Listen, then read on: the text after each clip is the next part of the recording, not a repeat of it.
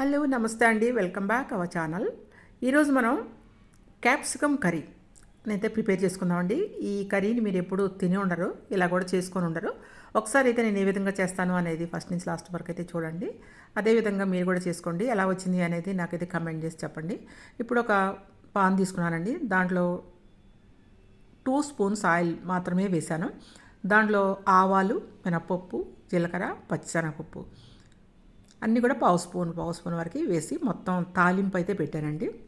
తడక ఈ విధంగా అయితే ఆవాలు చిట్టపట అనే వరకు కూడా వేయిద్దాము. వేగిన తర్వాత ఒక ఉల్లిపాయ తీసుకొని ఈ విధంగా చాప్ చేసి ఉల్లిపాయను కూడా వేసి ఆవాలు చిట్టపట అన్న తరువాత మాత్రమే ఉల్లిపాయ వేయాలండి. మీరు అది మాత్రం గుర్తుపెట్టుకోండి. ఉల్లిపాయ, కరివేపాకు, 2 పచ్చిమిరపకాయలు ఈ విధంగా మొత్తాన్ని వేసేసి సాల్ట్ వేసి మనం వేయించుదామండి. త్వరగా ఎగుతాయి. సాల్ట్ అయితే ఒక 1/2 స్పూన్ వరకు అయితే సాల్ట్ వేసాను. క్యాప్సికమ్ని ఇలా చేసుకోండి, చాలా బాగుంటుంది. ఇదిగోండి, ఇప్పుడైతే నేను ఒక 2 క్యాప్సికమ్స్ తీసుకున్నాను. అవి ముక్కలు కోసి ఈ విధంగా దాంట్లో యాడ్ చేశానండి. వేగిన తాలింపులో ఆల్రెడీ ఉల్లిపాయలు వేగిపోయినాయండి. ఇప్పుడైతే 2 టమాటాలు కూడా వేసాను పులుపు కోసం. చిన్న టమాటాలు అండి అవి. నేను ఎప్పుడు చిన్న సైజు టమాటాలు వాడుతూ ఉంటాను. చిన్న సైజు టమాటాలు తీసుకొని 2 వేసాను. అది మీకు ఎందుకంటే కొంచెం పులుపుగా ఉండాలి కర్రీ అని వేసాను. మీకు వద్దు టమాటా అంటే తీసేయచ్చు, కానీ టమాటా వేస్తే బాగుంటుంది. ఒక మనకి అన్నంలో కలుపుకొని తినడానికి వీలుగా అయితే ఉంటుంది కర్రీ. ఈ విధంగా మనకి క్యాప్సికమ్ ముక్కలు వేగిపోయినండి. ఇది మాత్రం శనగపిండి 2 టేబుల్ స్పూన్ తీసుకొని కొంచెం వాటర్లో యాడ్ చేసి, అంటే గడ్డలు లేకుండా అనమాట, యాడ్ చేసి ఈ విధంగా కర్రీలో పోసేసాను కొంచెం వాటర్లో. ఇప్పుడు కదపకుండా 1 నిమిషం అలా ఉంచండి, కదపొద్దు. అప్పుడు మీకు గడ్డలుగా వస్తుందన్నమాట.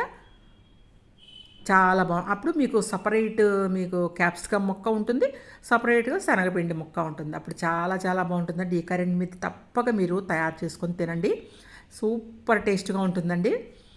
చాలా ఈజీగా చేసుకోవచ్చు. బ్యాచిలర్స్ చేసుకోవచ్చు, బిగినర్స్ చేసుకోవచ్చు, ఎవరైనా సరే ఈజీగా చేసుకునే కర్రీ. ఈ విధంగా చేసుకోండి. మీరు ఎప్పుడు కూడా ఈ కర్రీ చేసుకొని ఉంటారు, ఇప్పుడైతే చేసుకోండి. దీంట్లో అయితే కారం 1 స్పూన్ వరకు అయితే కారం అయితే యాడ్ చేశానండి. కారం అనేది మీ ఇష్టం, సాల్ట్ అనేది మీ ఇష్టం, ఎంత కావాలంటే అంత వేసుకోండి. ఇప్పుడు మనకి చూసారా, శనగపిండి ముక్కలు మీకు కనిపిస్తున్నాయి, ఎగ్లా కనిపిస్తున్నాయి. మీరు ఎగ్ కర్రీనా అనుకుంటారు ఎవరైనా సరే. దీన్ని చూస్తే చక్కగా మీకు క్యాప్సికమ్ ముక్కలు కనిపిస్తున్నాయి, టమాటా ముక్కలు కనిపిస్తున్నాయి. కలర్ఫుల్గా ఉంది కదండి కర్రీ. చాలా సూపర్ టేస్ట్గా ఉంటుంది. ఎప్పుడు మీరు చేసుకోకపోతే ఈ కర్రీ వెంటనే మీరైతే ఈ కర్రీ చేసుకొని చూడండి క్యాప్సికమ్తో.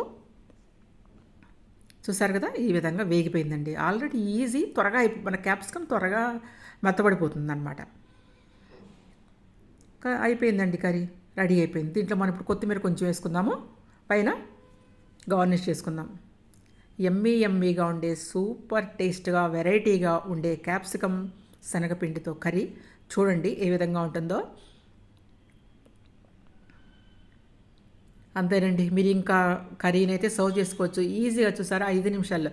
మార్నింగ్ మీరు బాక్సుల్లో కానీ దేంట్లోకైనా ఈ కర్రీని అయితే మీరు చేసుకోవచ్చు. బ్యాచిలర్స్, రూమ్లో ఉన్న బ్యాచిలర్స్ కూడా ఇది చేసుకోవచ్చండి.